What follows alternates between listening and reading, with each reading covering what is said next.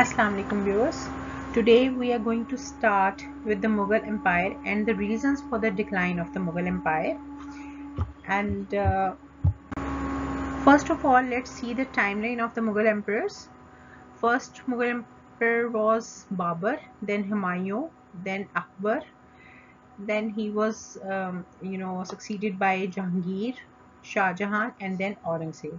Our O-level syllabus starts with Aurangzeb mainly, but we are going to just look into brief detail of these Mughal emperors. So first of all, we'll see about Babur, that he was the first Mughal emperor, and his real name was Zahiruddin Muhammad. He ruled Turkestan and he was very keen to expand his territory, so he came to subcontinent. He defeated the emperor of Delhi and became the ruler. After that, Humayun was Babur's son, and Sher Shah Suri defeated him and took control of his empire. But Humayun restored all of his lands back until 1555 after Sher Shah Suri's death.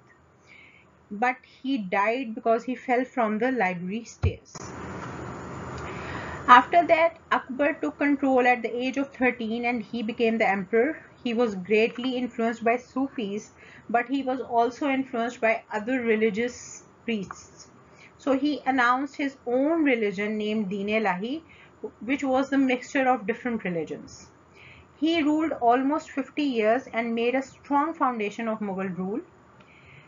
Then came Jahangir, and Jahangir's full name was Nuruddin Muhammad Salim, and expansion continues of the Mughal Empire. The expansion of the Mughal empires continues in his era. He had a commercial treaty with the British. He signed it, and in his era, the legacy of Noor Jahan was also very famous, who was her wife. Now, if we talk about Shah Jahan, his real name was Khurram, and he had a great sense of architectural works. He also, made the Taj Mahal in the memory of his wife.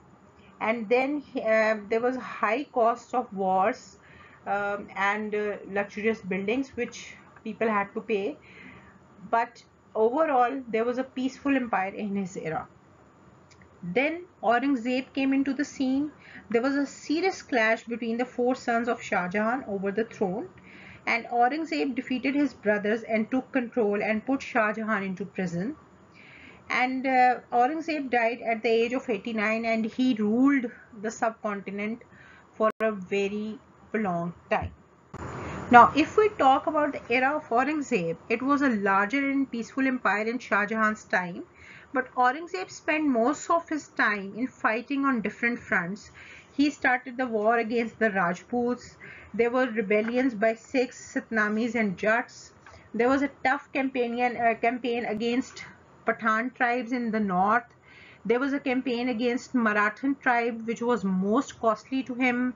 He set up the largest Mughal empire stretching from Kashmir to Karnataka and Ghazni to Chittagong, which was really very huge.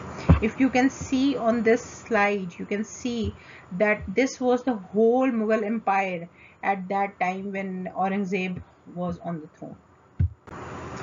Now, if we talk about the reforms of Aurangzeb's era, he abolished local taxes for traders. He made people extra spending on the military campaigns. He built luxurious buildings like Pearl Mosque at Delhi for his personal prayers. But if we talk about his religious policies, which were quite strict, we can see that he was intolerant about other religions. He reimposed the jizya tax, which was abolished by Akbar, and he destroyed the number of Hindu temples. He tried to ban old practices, Hindu practices like sati. He banned the sajda before the king. He appointed officers who were called muhtasibs in every province to check if people lived according to the Sharia law. He spent most of his funds for the education of Muslim subjects and neglected Hindus and other communities. He abolished the use of Muslim confession of faith, kalma, engraving on the coins so that men of other faiths should not touch them. He enforced Islamic laws on non-Muslims as well, like Hindus and Sikhs. He appointed censors on public morals. He banned the consumption of alcohol. He banned singing and dancing at court. He determined the maximum length of beard. These reforms were good for the Muslims, but they were seen as very strict for the other communities, non-Muslim communities. Now, if we talk about the impact of Aurangzeb's religious policies, we can see that it resulted in serious consequences. He reversed the Akbar's religious policy of tolerance and adopted anti-non-Muslim policy. He ruined the unity, peace, power and prosperity of the Mughal Empire. It proved fatal for his future. He not only harmed his reputation, but it also resulted in the downfall of the Mughal Empire. His policies created conflicts with Jats, Marathas, Satnamis and Sikhs. Now, if we talk about the Aurangzeb's successors, what was their role? So let's see that they wanted to divide, Aurangzeb basically wanted to divide the empire between his three sons, but equally, but he didn't succeed in that because everyone wanted the throne. Bahadur Shah I was age of 63 when he ascended the throne, but he didn't possess the energy to perform the duties of the state. Prince Muazzam was his another son. He established himself as an emperor for some years. Jahandar Shah was murdered within a year. After Aurangzeb's death, in 10 years, 12 different people claimed to be the emperor. Muhammad Shah became the emperor for almost next 30 years. Now, if we talk about the invading forces who tried to invade the subcontinent during his era, were the Persians invaded the Mughal Empire in 1738. Nadir Shah defeated Muhammad Shah's forces and won as much booty as possible and went back. Marathas formed a strong empire in the southern India. They were the constant threat to the Mughal Empire. In 1737, they defeated the Mughal army and captured Delhi. Afghan General Ahmad Shah Durrani attacked Kabul, Peshawar and Lahore. By 1756, he gained control of Punjab and Kashmir. The Mughals were unable to stop Marathas and Afghan expansion, but Ahmad Shah Durrani, who was the Afghan leader, defeated Marathans in 1761 at the Battle of Panipat. Now, if we talk about the reasons for the decline of Mughal Empire, which is one of the most important questions in this chapter, was that the Mughal Empire, which had reached its zenith during the rule of Shah Jahan and his son, began to decline after the rule of Aurangzeb Alamgir. In fact, the decline began during the last days of Aurangzeb because of his policies. Actually, there were many causes for the downfall of his this great dynasty.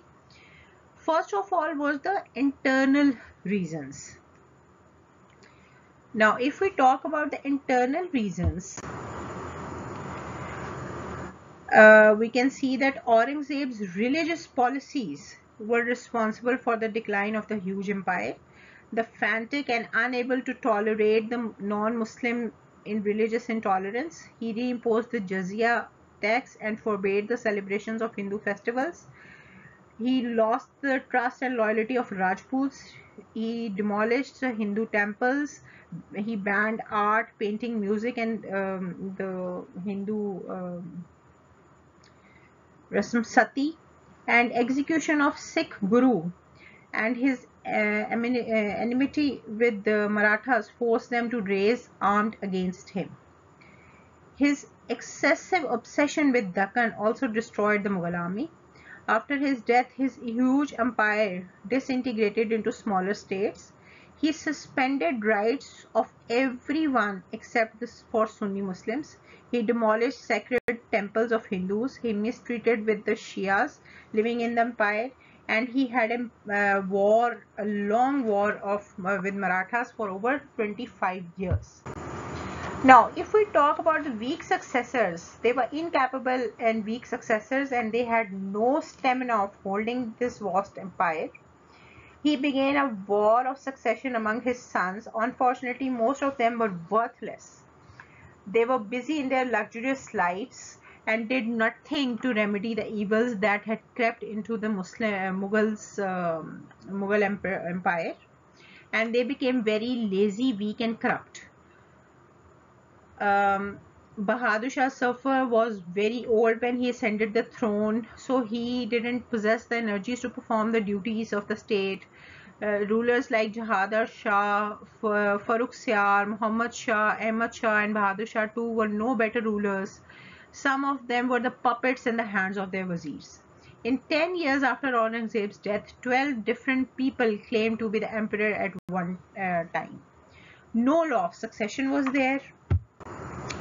Mughals didn't follow any law of succession. After the death of every emperor, they ensured that a bloody war of succession among his sons, which created anarchy, and nobles restored to conspiracies and made the Mughal power weak and vulnerable. Shah Jahan and Aurangzeb's successors fought against each other.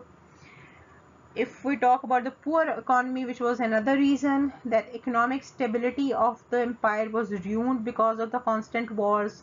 Mughal rulers spent lavishly on buildings and monuments, like Aurangzeb's pearl mosque for his private prayers was one of the example of this luxurious lifestyle. If we talk about the military efficiency, excess of wealth and luxury made the Mughal army weak and lazy. They became corrupt and inefficient. The soldiers and the generals became player-loving and easygoing, often proved to be disloyal. Now they couldn't go to the battlefields without their women and attendants. Sometimes they fought for money and easily succumbed to bribes. There was a weak administration which was full of corruption.